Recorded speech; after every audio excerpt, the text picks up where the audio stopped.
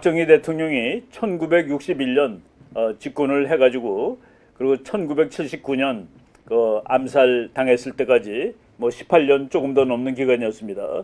그 시기를 대한민국의 그 현대사에서 보면은 한반도 안보 상황이 대표적으로 다른 시기보다 어려웠던 시대라고 말할 수가 있습니다. 그 어려웠던 이유는 두 가지 측면에서 보는데, 하나는 그 환경이 어려웠습니다. 환경이란 건 뭐냐면은 한국을 이렇게 지원해 주던 미국의 국제 정책이 아주 격변하던 그런 시절이 박정희 대통령이 재임 시절하고 이제 맞아떨어집니다. 그리고 뭐 북한은 뭐 항상 한국을 못 살게 그렇습니다만은 박정희 대통령 때는 그 못 살게 구는 정도가 이제 노골적으로 돼가지고 직접 게릴라를 파견해서 뭐 시가전을 벌이고 또는 게릴라 전쟁을 벌이는 그런 상황이 계속됐죠. 그래서 박정희 시대는 한반도 안보 상황이 한반도 자체 또는 국제적으로 대단히 어려운 시기였다. 이 시기 동안 박정희 대통령은 경제 발전과 국가안보 두 마리의 토끼를 같이 잡기 위해서 노력을 했습니다. 그게 바로 부국 강병이죠. 부국, 나라가 부자가 된다는 거, 강병이 돼가지고 국가안보를 지키겠다는 거. 그리고 박정희 시대는 이제 어느 나라도 그런 느낌이 좀 있습니다. 경쟁자가 있는 나라들이 좀 부지런하고 열정적으로 국가 정책을 해나가는데, 그때 박정희 대통령은 김일성이 박정희보다 나이가 한 5살 좀 많습니다. 박정희는 1917년생이고 김일성이는 1912년이니까. 그런데 그 둘이는 라이벌입니다. 그 박정희 대통령은 언제든지 김일성을 꺾겠다라는 생각으로 뭐 열심히 이 정책을 만들고 정치를 행해 나갔던 것이죠. 바로 그 얘기를 말씀을 드려보도록 하겠습니다. 많은 사람들이 박정희의 그 독재 체제, 민주주의를 하고서도 그렇게 잘 살 수 있는 거 아니야? 라는 식으로 이제 항의를 하는데, 그 미국의 그 유명한 국제정치 또는 비교정치학자가 있습니다. 사무엘 헌팅턴, 여러분들이 보시는 이 얼굴이 사무엘 헌팅턴이라는 아주 뭐 저명한 교수인데, 이분이 쓴 그 책이 있습니다. 박정희 대통령이 이 책은 읽어보지 않았을 거예요. Political Order in Changing Society라는 책인데, 바로 그냥 뭐 쉽게 얘기하면은 대한민국과 같은 나라, 그러니까 좀 발전이 아직은 덜 된 나라, 그걸 이제 변동하는 사회라고 그랬습니다. 변동하는 사회에서의 정치 질서, 저기서 자유보다는 질서가 선행되어야 한다라는 식으로 쓴 겁니다. 그러니까 가난한 나라, 뒤처진 나라, 뭐 요새는 후진국이란 말 잘 안 쓰니까 하여간 좀 처진 나라들이 빨리 정치 제도도 민주화가 되고 경제 발전되고, 그리고 빨리 발전하기 위해서 먼저 필요한 것은 자유보다는 정치 질서다라는 얘기를 해가지고, 뭐 저희들은 솔직히 저 책을 보고 기분이 많이 나빴습니다. 민주주의가 더 중요하지 질서가 더 중요하냐? 저 책은 박정희 대통령의 독재 정치를 정당화시켜 주는 거 아니야? 라는 식으로 뭐 화를 낸 교수님도 계시고 저희들도 또 다 그런 생각을 했는데, 결론이 저것이 맞는 것이죠. 질서를 통해서 발전을 하고, 발전하게 되면은 그 다음에 이제 민주주의가 오는 것이죠. 그 이론도 나중에 제가 말씀드리도록 하겠습니다. 박정희 대통령이 되기 전에 쿠데타를 하고 나서 케네디 대통령을 만나러 갔습니다. 케네디 대통령하고 박정희는 나이가 동갑입니다. 1917년생인데 그때 갔을 때 케네디 대통령이 정말 후진 국가에서 권력을 총칼로 잡은 정말 마음에 안 드는 지도자가 왔다라고 맨 처음엔 생각을 했는데, 나중에 미국 정부는 박정희 정권을 밀기로 결심을 합니다. 왜냐하면은 이 사람들이 믿을 수 있겠다라고 이제 판정을 한 것이죠. 예.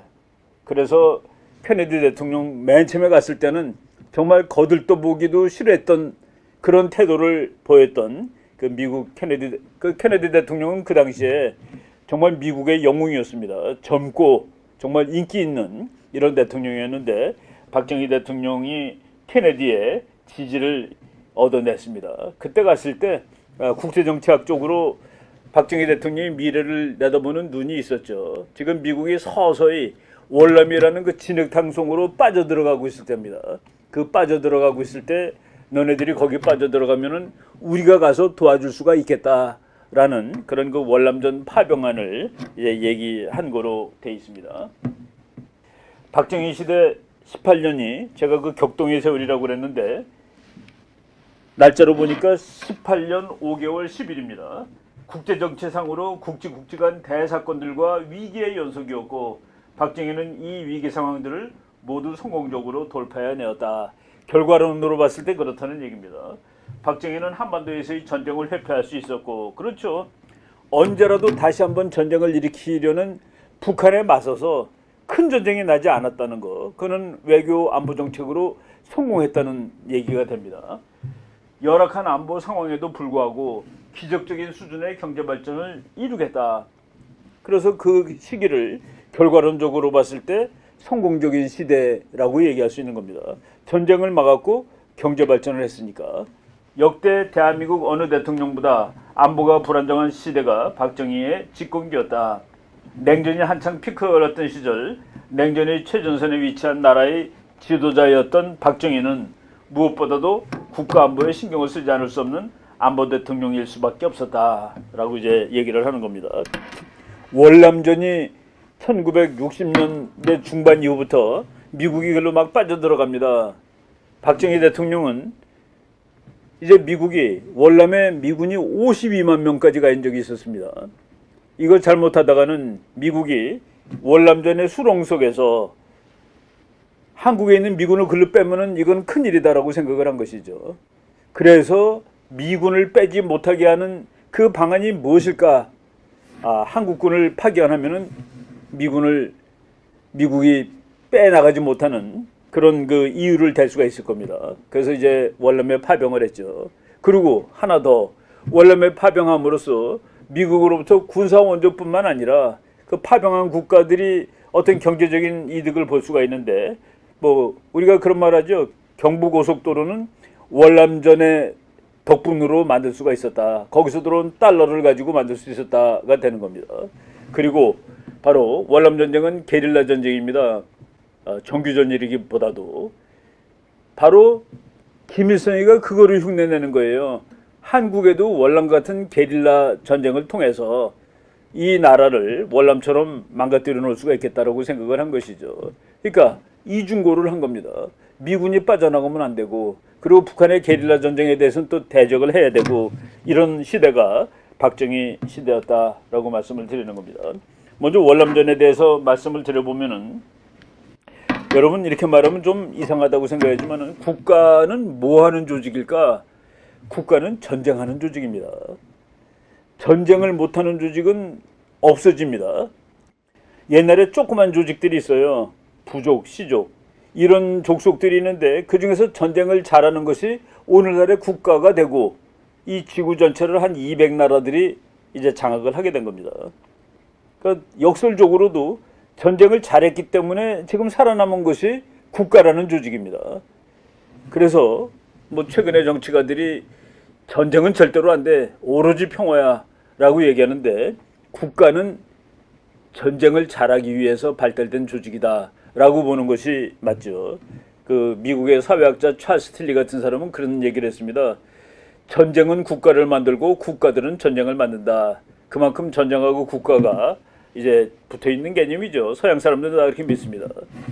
한국군이 월남에 가서 전쟁을 하는데 너무나도 잘 싸우는 겁니다. 그래서 미국 사람들이 그렇게 얘기했답니다. 전쟁을 잘하는 나라는 이스라엘이 대표죠. 동양에도 이스라엘이 하나 더 있다. 동양에도 이스라엘이 하나 더 있다 할 정도로. 그래서 베트남에 파견된 한국군은 대한민국이라는 나라를 국제사회에 현대국가로서 기본 자격을 갖춘 나라가 저기 있구나라는 것을 이제 알려준 그런 또 계기도 됐다라고 볼 수가 있습니다. 존슨 대통령이 월남전 하면서 너무나도 힘들었죠. 박정희 대통령이 한국군 5만 명 정도를 파견해가지고 월남전쟁을 함께 싸워줬다는 사실이 너무나도 고마웠습니다. 그래서 그 박정희 대통령한테 선물 하나 주겠다고 그랬습니다.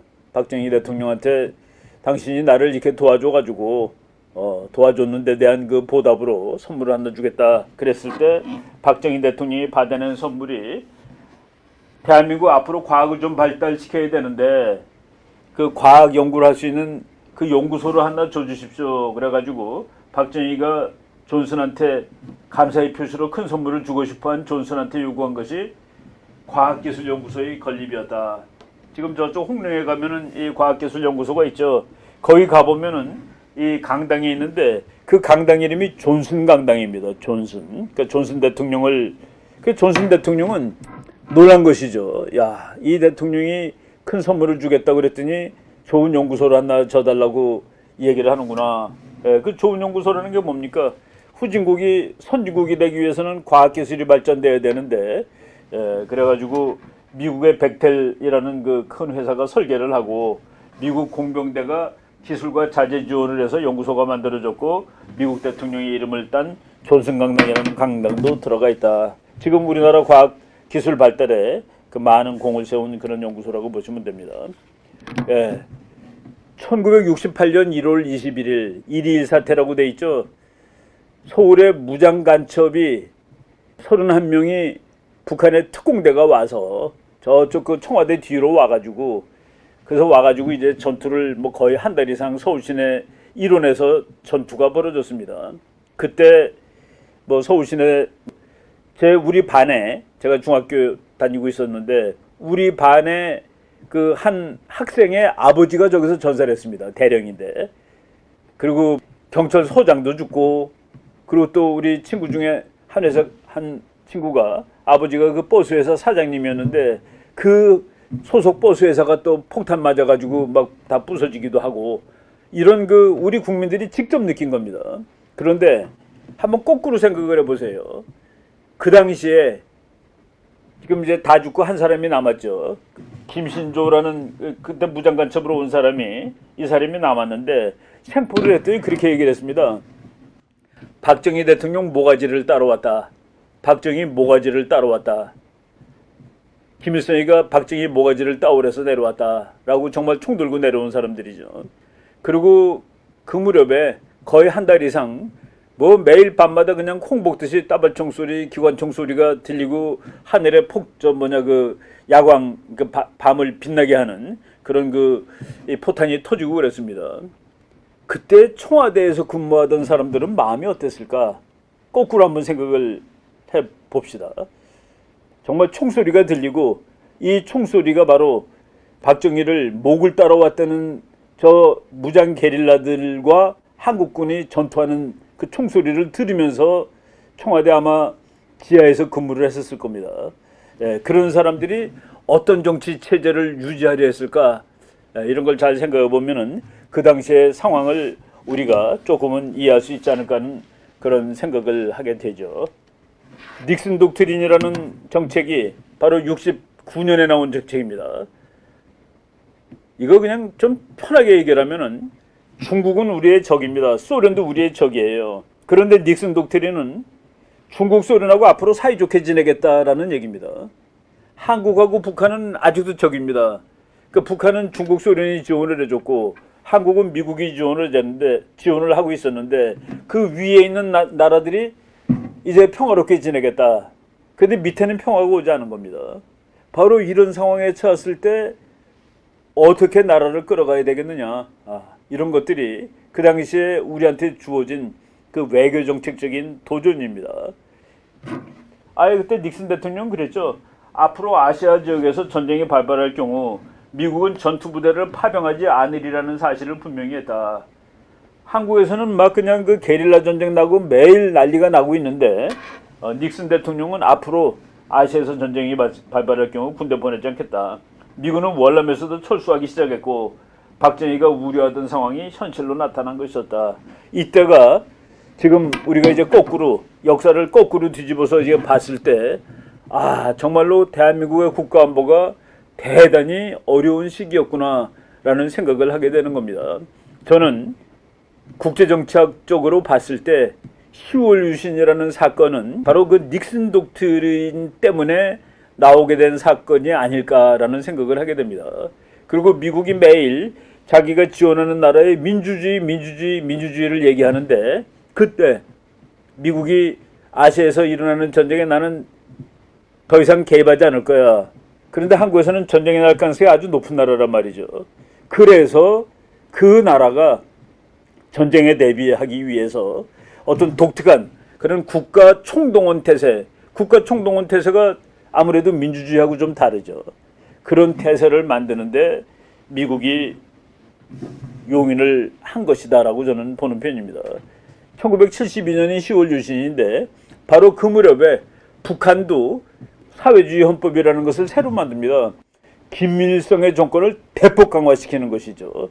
바로 소련과 중국이 미국하고 사이좋게 대적 관계를 이제 완화시키는데 그때 한국하고 북한 정권을 보다 전통적 의미에서 강화시킴으로써 이 둘 사이에 전쟁이 나지 못하도록 하는 그런 장치가 북한의 그 막강한 사회주의 헌법 그리고 대한민국의 10월 유신으로 나타난 것 아닌가라고 해석을 할 수가 있습니다. 예. 하여간 뭐 이 우리나라는 국제 정치에서 그 하부 구조라고 볼 수 있습니다. 전 세계가 냉전의 싸움을 하는데 대한민국은 그 냉전이라는 싸움에서 우리가 이제 자본주의의 최첨단 진영이죠. 자유주의, 자본주의의 맨 끝이었습니다. 북한은 공산주의 독재 정권의 맨 끝이었고 그래서 우리가 직접 맞부딪혀 있는 것이죠. 그런데 그 배후에 있는 세력들이 화해를 하는데 이 최전선에 있는 세력은 아직 화해하기 전이죠. 바로 이런 그 불안정한 상황이 박정희 시대의 그 후반기였다라고 말씀을 드릴 수가 있을 것 같습니다. 예, 우리가 매일 중국을 오랑캐라고 그랬는데 미국 대통령이 중국 오랑캐를 만나가지고 서로 잘 지내자 이 만화가 그 당시의 상황을 이때 한국 사람들은 정말 그 이 파라다임이 막 흔들리는 그런 위기 상황이었다. 그 상황을 박정희라는 그래도 참 대단한 전략가가 끌고 갔다라고 말씀을 드립니다. 그리고 자기네들끼리 큰 나라들끼리 잘 지내겠다 그랬으니까 미국이 중국이 그랬죠. 그럼 여기는 미군 빼야지. 예, 미군 뺐습니다. 한국은 안보가 아직도 불안한데 미군이 가는 그 미국 7사단이라는 2사단하고 7사단하고 2개 사단이 있다가 7사단이 빠져나가는 것이 또 박정희 대통령 임기 후반기에 있었던 그런 일입니다.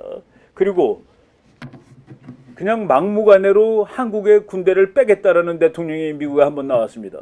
저는 미국에서 앞으로 카터 같은 대통령이 또 나오게 될 때 그때 한반도는 정말로 그 위기에 빠질 수 있겠구나라는 생각을 하는데 바로 이 카터 대통령이 미군 철수 정책을 그거를 끝까지 정말 막은 사람이 박정희 대통령입니다. 심지어는 뭐 둘이 회의를 그랬다고 그러죠. 한 일화를 잠깐 얘기하면은 카터 대통령이 박정희를 만나러 왔는데 이 사람은 대통령 그 출마했을 때 공약 중에 하나가 한반도 미군 철수입니다. 그 철수가 한반도는 이제 안전해라고가 아니라 한반도는 독재 국가야. 박정희는 독재자야. 그렇기 때문에 미군을 뺄 거야. 그때 많은 사람이 그랬죠. 그러면 김일성에는 독재가 아니냐고. 김일성의 독재에 대해서는 거의 말을 하지 않았던 인물입니다. 그래서 박정희가 독재라니까 군대를 빼겠다. 그때 박정희 대통령은 그 군대 빼는 것을 막기 위해서 정말 온갖 노력을 다했죠. 한국을 방문했을 때 카터가 자기 대사관 직원들 이런 사람들한테 박정희가 절대로 주한미군의 얘기를 꺼내지 못하도록 하라고 지시를 했는데 박정희 대통령은 그거를 열심히 준비를 했습니다. 그래서 리허설까지 했대요. 그래서 그 카터랑 앉자마자 주한미군 철수하면 안 된다라는 얘기를 이제 꺼내기 시작한 겁니다. 그래서 얘기를 하는데 나중에 카터 대통령이 말이죠. 나중에 화가 나니까 종이를 꺼내가지고 만화를 그렸답니다. 말을 듣지 않고. 그리고 둘이 막 서로 뭐 이 대통령 둘이 이렇게 험악한 상황을 연출할 수도 있구나 하는 것을 자기는 처음 봤다라고 그 회고록에 쓴 그 미국 대사가 있을 정도입니다. 글라이스틴이라는 미국 대사가 야, 각 그 두 나라의 지도자가 이 정도까지 험악하게 싸우는 것은 처음 봤다 했는데 나중에 박정희가 그랬죠. 막을 수 없으면은 그럼 다 가라고 그래. 미국 가려면 다 가. 라고 오히려 으름장을 놨습니다. 그때 미국이 이게 또 어떻게 또 가라고 그러나. 예. 그때 박정희 대통령 니네들이 가면은 그럼 우리는 핵무장을 하지 않을 수가 없다. 라고 얘기를 한 것이죠. 근데 한국이 핵무장하게 되면 그것은 큰일 나는 일입니다. 미국이 봤을 때. 왜냐하면은 즉각 일본의 핵무장을 불러일으키는 사건이 되겠죠. 일본의 핵무장하게 되면 일본이 미국의 동맹국을 하겠습니까? 바로 이런 그 구조를 제대로 이해하고 있던 박정희 대통령이 끝까지 주한미군 철군을 설득하다가 그것이 어렵게 됐을 때는 가려면 다 가버려 라고 오히려 소리를 지르고 그럼으로써 미국이 가는 것을 막은 그런 그 역사의 기록이 있습니다. 하여간 뭐 둘이 사이가 안 좋았음에도 불구하고 카터 대통령이 방문했을 때 저렇게 융숭한 대접을 다 이렇게 뭐 우표까지 만들고 그랬으니까 우리가 그 대접을 다 한 것이죠. 예, 지금 제가 말씀드린 그 대사가 바로 글라이신이라는 그 당시에 이제 대사인데 이 두 대통령이 거의 뭐 그렇게 험악하게 싸우는 것을 본 적이 없었다. 많은 사람들이 박정희 대통령을 친미 그 미국에 뭐 국종하는 사람 이렇게 생각하는데 이 대사의 회고록을 읽어보면은 전혀 그렇지 않구나라는 얘기를 알 수가 있습니다. 미국에 정말로 당당했던 사람이다. 자주국방이라는 구호를 박정희 대통령이 오랫동안 부르짖었는데 박정희 대통령의 자주국방에는 미군 철수는 전혀 들어가지 않습니다. 우리의 역할이 커져야지 미국이 한국을 더 소중히 여긴다라는 그런 의미에서 상당히 이 진보적인 의미의 자주국방 그리고 부국 강병 이 정책을 썼던 것입니다. 나중에 이제 박정희 대통령이 핵폭탄 극비 추진했다라는 그 얘기도 나왔죠. 설계도도 발견되었다. 뭐 이런 얘기가 지금 우리가 다 지금 알고 있는 사실이고요. 그리고 서울 부산 고속도로 만들 때도 이거 뭐하러 만드느냐라고 주장한 사람이 많습니다. 부자들 놀러 다니는 길이라고 얘기했는데 그때 저것이 대한민국 산업의 대동맹이라는 것을 이해할 수 있는 사람이 그다지 많지 않았습니다. 정치가들 중에도. 박정희 대통령은 저것이 있어야지 국민들이 먹고 살 수 있다는 것을 알고서 밀어붙였습니다. 처음에는 이렇게 좁은 길이었는데 지금은 뭐 서울부 그러면 10차선이 됐는데도 매일 막히는 것을 지금 우리가 다 잘 보고 있습니다. 예. 박정희 대통령이 이 교수의 논문을 읽지는 않았을 것 같은데 미국의 그 아주 유명한 세이머 마틴 립셋이라는 교수인데 저 사람은 후진 국가가 경제 발전을 하게 되면은 민주주의를 할 수 있다. 그러니까 민주주의는 경제 발전의 산물이다라는 논문을 써가지고 아주 유명하게 된 사람입니다. 그래갖고 지금 돈으로 한 $10,000가 된 나라들은 궁극적으로 민주주의로 간답니다. 박정희 대통령이 항상 그랬죠. 여러분 허리띠를 좀 더 졸라맵시다. 그래서 우리가 좀 더 부자가 되면은 그때 민주주의가 되는 거 아니겠소? 라고 얘기를 했는데 그것이 미국의 유명한 학자의 연구 결과로도 마찬가지입니다. 민주주의는 산업화의 산물이다라는 그 유명한 논문을 썼는데 지금 역사가 지난 다음에 우리가 보면은 박정희의 방식이 맞은 것이었다라는 생각이 들죠. 그리고 박정희 대통령이 이제 김일성하고 대결을 한다고 그랬습니다. 1978년, 1979년, 그러니까 박정희의 그 말년입니다. 그때 이제 자기가 죽는다는 걸 생각을 하지는 않았겠습니다만은, 그때 박정희 대통령의 입에서 자주 나왔던 얘기가 이거예요. 화살이든 총이든 갖고 덤벼라라는 말을 박정희가 많이 했대요. 뭐냐면은 이제 북한하고 우리는 1대1로 맞서 싸워도 지지 않게 되었어. 78년이면은 북한을 완전히 압도하는 그런 무렵이 될 겁니다.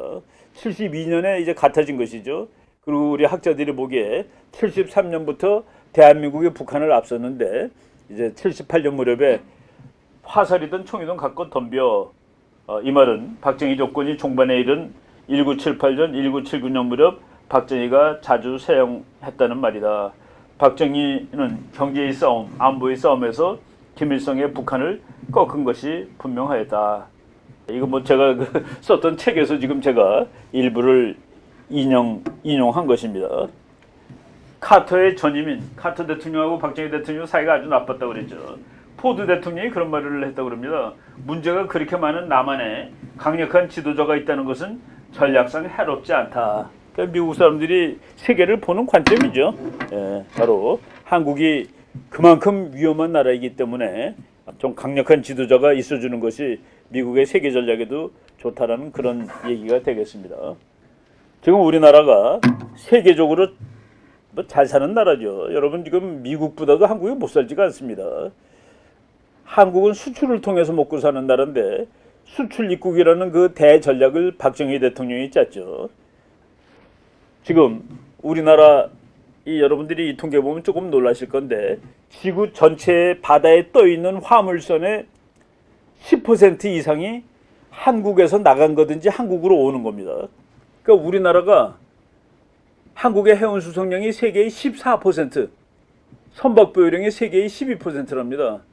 우리나라 인구는 세계의 0.75%예요.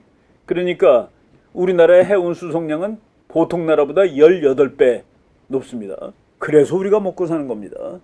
우리가 지금 대한민국의 식량 자급률이 24%라고 그러죠. 그러니까 작년에 우리 농민들이 농사 지은 거 가지고 우리 국민들이 먹고 살면은 3월 달까지 먹을 수 있습니다. 그런데 지금 다이어트 한다고 뭐 막 그러는 이유가 뭡니까? 우리가 텔레비 가서 만들어 팔고 자동차 팔고 그러고 쌀을 사오니까 쌀이 남는 겁니다. 식량이 남는 거예요. 그래서 우리가 다이어트 해야 되는 나라가 되는데 바로 이와 같은 국가가 살아가는 방법, 바로 수출 입국, 그리고 우리나라는 무역 국가, 이것을 만든 사람이 박정희 대통령이다라고 우리가 지금 보는 겁니다. 반면에 북한은 자기 힘으로 먹고 살겠다고 그래가지고 지금 뭐가 됐습니까? 정말 세계적인 가난한 나라가 됐죠. 이분은 그 김일성 대학을 졸업한 랑코프라는 교수인데 몇 년 전에 쓴 책입니다. 북한 통치배들에게는 집에서 두부를 만들거나 편리한 옷을 제공하는 아줌마들이 미제국주의나 남녀성 괴뢰보다 더 무섭다. 이거 왜 이 사람들한테 두부 만들거나 옷을 제공하게 해주는지 아십니까? 배급해 줄 쌀이 없어요. 그러니까 나가서 니네들 먹고 살라고 그래가지고 저 사람들이 나가서 일하고 일하다 보니까 나라가 필요하지 않게 된 겁니다. 북한이 없어도 돼요. 김정은이가 없어도 되는 겁니다. 그 사람들이 부자가 되는 것을 국민들을 무서워하는 바로 이것이 남한하고 북한하고 이렇게 달라진 그런 모습이죠. 뭐 마지막으로 그냥 몇 개 보겠습니다. 박정희가 결국은 북한하고 싸워서 이긴 것이죠. 북한 애들 보세요. 우리나라도 다 옛날에 저랬습니다. 보세요. 미군하고 북한군하고 한국군이 걸어가는데 한국군은 미군하고 키가 같습니다. 이제는. 북한 이거 어린애가 아닙니다. 북한 일반 병사죠. 남한하고 북한하고 북한이 더 잘 사는 나라인데 그래도 박정희 대통령 때 부국강병 정책이라는 뭐 그때 많은 국민들이 참 힘들다 그러고 따라가지 못하겠다 그러고 독재자라고 욕했지만은 오늘날 이런 이 결과를 가져온 그런 정책이 박정희 대통령의 한 업적이라고 볼 수 있고 그 업적 그 정책을 한마디로 평가하라고 그러면 그것은 박정희의 부국 강병책이었다. 그리고 박정희가 장군 출신입니다. 그러니까 군인들이 웬만하면 군사력이 더 중요하다고 생각할지 모를 텐데 박정희 대통령의 쭉 그 과정을 보면은 언제라도 경제가 더 중요해. 우리가 경제적으로 발전하게 되면은 군사는 저절로 강해질 수 있는 거야라는 그 원칙을 또 계속 견지했다는 사실을 저희들이 지금 보고 배울 수가 있습니다. 그래서 박정희 대통령의 그 집권 18년은 대한민국을 국제사회에서 그래도 할 말을 할 수 있는 그 기초가 되는 기초 국력을 쌓아놓은 그 시대였고 그 정책은 부국강병책이었다라고 말씀을 드릴 수가 있겠습니다. 여기 이 정도까지 말씀을 드렸습니다. 여러분 고맙습니다.